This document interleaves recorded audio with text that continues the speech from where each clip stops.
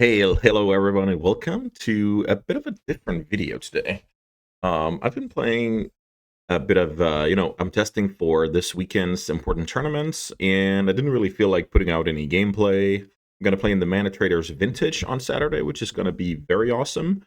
I love high stakes Vintage, and then I'm going to play the Legacy Showcase Qualifier on Sunday, which is another tournament I care a lot about. Last season, I was able to win it, qualify for the mocks.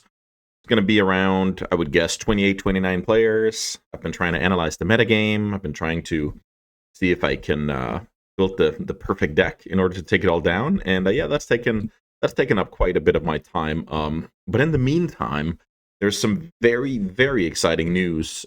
So yeah, this is going to be a relatively short video, and it's going to be about this huge piece of news and what it means to me and what it should mean to you. So let's get to it. Yesterday, the Magic Online team published the news that, let's just read the title here, Magic the Gathering Cube Tournament to put 65K worth of the most powerful cards on the line.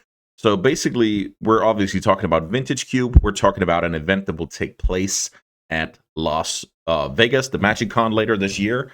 Same place, same location as the World Championship. So this is obviously not the Magic Online team messing around.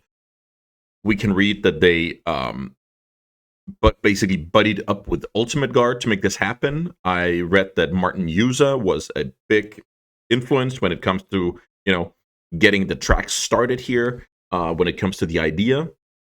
And basically what this is, that at MagicCon Vegas, there will be an 8-player tournament who gets to draft full power 9 like real cards, Vintage Cube, right? So you get to keep what you draft. That means you open the Black Lotus, you put it in your deck and your pocket. That's just amazing, right?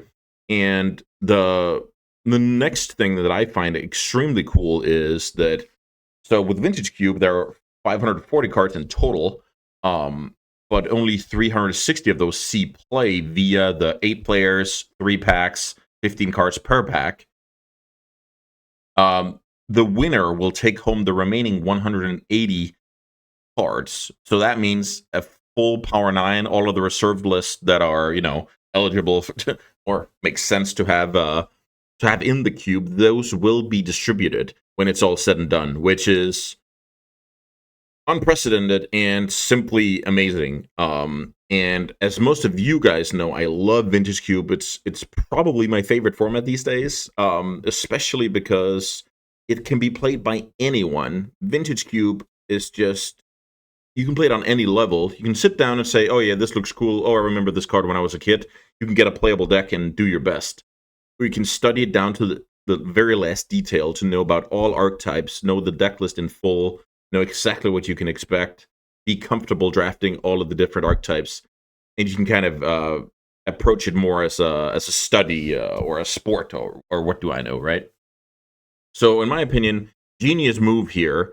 But I think we should take a look at the path to get from this video and all the way to Vegas. So let's go over here to the Magic Online post that basically has all the info. So let's try and digest this, because this is not trivial and a lot of news we haven't seen before, like words we haven't seen before, etc. So first of all, you need either 6 event tickets or 80 play points on your account.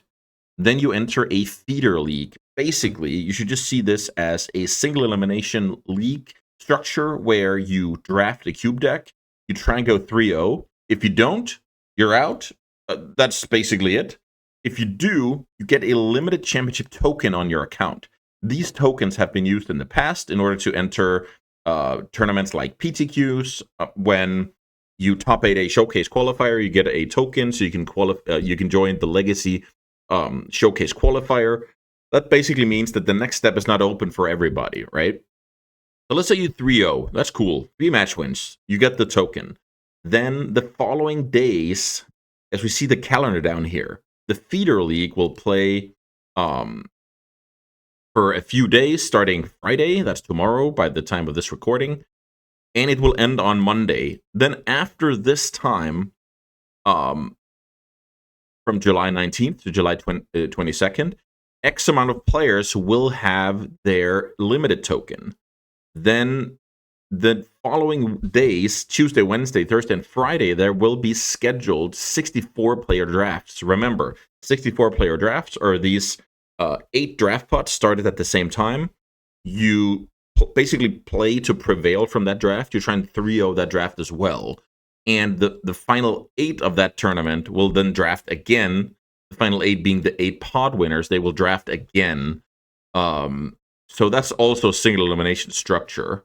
So let's try and see here. The 64-player draft requires a limited entry token. Yes, we got that from 3-0ing a feeder league. Winners and alternates, which means top 1 and second place will receive an email with further instructions. Okay, cool. So if you 6-0, that means you 3-0 your first pod, advance, draft again, 3-0 your second pod. That means you're the last one standing on top of the mountain here, 1 out of the 64. You will receive a Vegas qualifier invitation. Don't confuse this with, plane ticket to Vegas, you made it. You will then be granted a Vegas qualifier invitation, okay? And if you lose the finals, you get to stand by. That's kind of how I learned about it. Then, in the qualifier, you won the 64. It'll be a 3-round tournament. If you manage to 3-0 that one, the big one, after going 3-0 and 6-0, that means you're 9-0 at this point. You need to win 9 straight cube matches to get to this point. Then if you do that once more and 3-0, you will earn a finals invitation. You will earn travel to Vegas, which is basically your plane ticket paid for, right? And you'll get a unique avatar, which is not nothing. I mean, that's cool. If you lose the finals, you'll get 4 Vintage Masters full sets and 4 Model Horizons full sets, plus an avatar, which is, once you're there, you can be very proud of yourself. You almost made it. So the Magic Online team decided to kind of basically reward that with some prizes, right? If you win your first match, then lose, meaning you went 1-1, you'll get a Vintage Masters set and 2 Modern Horizons full sets, plus an avatar. If you lose the first round, you'll get a Modern Horizons 3 set and an avatar. So basically, in order to get to Vegas, you need to 3-0 4 different cube pods in a specific order. The cool thing about this is, let's say I lose the finals of a feeder league. I go 0-1 in the feeder league. I can just keep joining these, and I can also, if I want to, accumulate X amount of limited championship entry tokens, which means if I have a lot of time to play this weekend, maybe I can get 2 or 3 3-0s, kind of stack them, and then I have more shots in the chamber from the 64 player. So this is very, very awesome. The dream is very much alive. This is not like winning the lottery. This is 8 people winning the lottery, right?